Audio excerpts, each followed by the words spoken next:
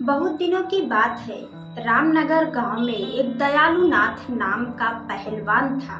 उसका नाम तो दयालु था, पर दया उसके स्वभाव में बिल्कुल भी नहीं था। उसकी माँ का नाम सीता था। उसने मेहनत मजदूरी करके दयालु नाथ को पाल पोस कर बड़ा किया था। वह बेटा जो 10 वर्ष बाद बड़े ही मन्नतों से पैदा हुआ था। छोटे से ही वह बहुत बदमाश था। गांव के सभी बच्चों से हमेशा लड़ता झगड़ता रहता था। माँ सोची अभी छोटा है इसलिए ऐसा करता है, बड़े होने पर नहीं किया करेगा। कुछ सालों बाद जब वह बड़ा हुआ फिर भी उसकी आदत वैसे ही थी। और तो और अब वह अपनी माँ की इज्जत भी नहीं किया करता था। फिर भी माँ उसे कुछ नहीं कहती थी, उसकी गलतियों को अनदेखा कर देती थी। सीता को ऐसा लगता था कि वो आज नहीं तो शादी के बाद सुधर जाएगा, लेकिन दयालु नहीं सुधरा। जब वो 20 वर्ष का हो गया तो वो और भी अत्याचारी बन गया। उसकी आदत इतनी बिगड़ गई थी कि अब वह अपनी माँ और पिता पर भी हाथ उठाने लगा था। 2 साल बाद उसके बूढ़े पिता भी दुनिया से चले गए। माँ अब अकेली हो गई थी। उसे अपने बेटे की चिंता होने लगी थी कि उसकी मृत्यु के बाद उसके बेटे का क्या होगा, उसे खाना बनाकर कौन देगा।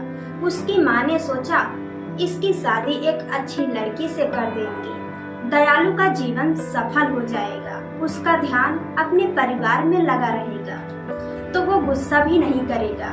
लेकिन ऐसा नहीं हुआ। शादी के बाद तो वो और भी बिगड़ गया। पत्नी पुष्पा तथा अपनी सास देविका, जो कि 2-3 दिन के लिए अपनी बेटी के घर पर मिलने आई थी, उसे भी एक दिन दयालु शराब के नशे में आकर मारा और गाली गलौज किया। बेचारी पत्नी क्या करती, वह गरीब परिवार से थी और ज्यादा पढ़ी लिखी नहीं थी, इसलिए वह चुप रहती। कुछ महीनों बाद उसकी बूढ़ी माँ की भी मृत्यु हो गई। 4 साल के अंदर उसने पुष्पा 3 बच्चों को जन्म दिया। दयालु उन बच्चों को भी मारा पीटा करता था।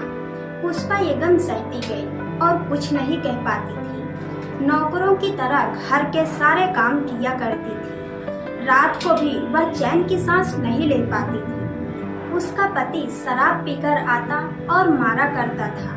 10 साल तक बेचारी पुष्पा जैसे तैसे करके कामकाज करती रही और अपने अत्याचारी पति की मार सहती रही, ताकि उसके बच्चे पढ़ लिख कर अच्छे अफसर बन जाएं और वे उनकी माँ की तरह जीवन ना जिए।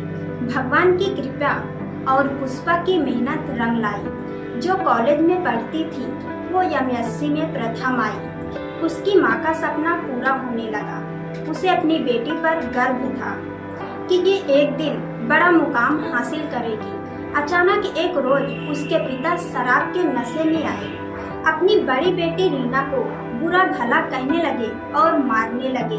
रीना पढ़ी लिखी और समझदार लड़की थी। उसने जैसे तैसे करके अपनी जान बचाई। यहाँ तक कि माँ भी उसे बचाने आई तो उसे भी मारा। ये देखकर उसके दोनों भाई चुपचाप एक कोने में बैठकर रोने लगे। अब रीना अपनी गलती के बारे में पूछती है कि मैंने कौन सी गलती करी थी। सीधा कॉलेज से घर ही तो आ रही थी। पिता शराब की हालत में जोर से बोलते हैं, मैंने अगली बार तुम्हें राहुल के साथ देखा तो समझ जाना। रीना बोली, राहुल मेरे कक्षा में पढ़ता है और वो मेरा अच्छा मित्र है। पिता बोला, मैंने तुम्हें इतना बड़ा क्या राहुल के लिए किया है कि तुम उसके साथ चली जाओ। पिता बोला, तुम्हारे ऊपर और तुम्हारे शरीर के ऊपर सिर्फ मेरा ही हक है, इसे मैं किसी और के हवाले नहीं कर सकता हूँ।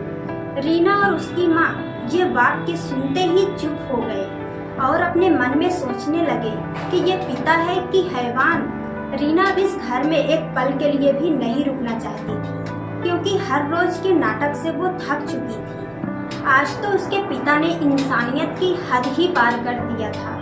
अब उसे पिता के नाम से भी घृणा होने लगी थी। आसपास के लोग भी उनके मदद करने से डरते थे। किसी ने उनकी मदद की तो उनके पिता पड़ोसी लोगों से भी लड़ाई करते थे। लोग उनकी मदद तो करना चाहते थे पर कर नहीं पाते थे।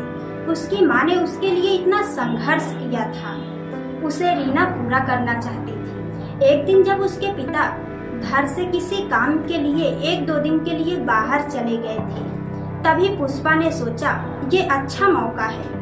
रोज रोज के झगड़े से तंग आकर पुष्पा ने रीना की शादी अपने सहेली के बेटे राहुल, जो कि उसकी कक्षा में पढ़ता था, उससे करा देती है और अपनी बेटी को इस नर्क से निकाल देती है। उसी रात रीना और राहुल उस गांव से चले जाते हैं और नागपुर शहर में जाकर अपनी आगे की पढ़ाई करते हैं। घर पर जब उसके पिता को ये बात पता चलती है तो हमेशा की तरह फिर से लड़ाई होती है, लेकिन आज की इस लड़ाई से पुष्पा को बहुत सुख शांति मिलती है। जल्द ही रीना वकील बन गई। उसने अपनी माँ पुष्पा को उस नर्क से आजादी दिलाई और अपनी माँ सहित दोनों छोटे भाइयों को अपने साथ अपने घर में रखकर अच्छे से पढ़ा लिखा रही थी। आज वे सब एक सम्मान का जीवन व्यतीत कर रहे हैं। अतः पुष्पा का ये संघर्ष पूरा हुआ। उधर उसके पिता अकेले अपनी जिंदगी जी रहे हैं। कोई भी उन्हें खाने के लिए नहीं देता है। जैसे तैसे वो पापी अपना जीवन जी रहा है, या फिर ये कह सकते हैं कि अपने कर्मों का सजा भुगत रहा है। इसलिए ऐसा कहा जाता है कि धरती पर स्वर्ग और नर्क है। जो जैसा करेगा उसे वैसा ही भुगतना पड़ेगा। इसलिए सबके साथ अच्छा व्यवहार करें ताकि हमारे साथ भी लोग अच्छा व्यवहार करें। धन्यवाद।